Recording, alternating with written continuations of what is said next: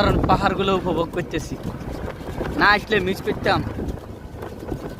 কৃষ্ণচূড়া গাছ, উঁচা উঁচা পাহাড়, মাশাআল্লাহ। পাহাড়ের মালিক যে অসাধারণ একটা মালিক। হ্যাঁ, এ পাশে জারু গাছ আর যে নদীর প্লেস,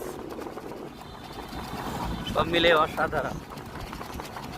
পর্যটক ব্রিজ কোলাহল মুক্ত, খুবই শান্তশিষ্ট।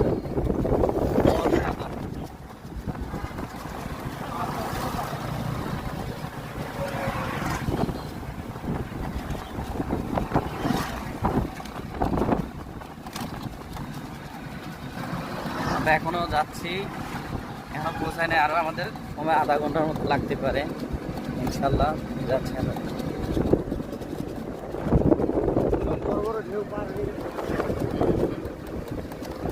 পাহাড়ের পাহাড়ের যে ধারে দিয়ে কৃষ্ণচূড়া লাল ফুলগুলো অস্থির, খুব সুন্দর। হ্যাঁ, ওগুলোর কাজ চলতেছে, অনেক সুন্দর।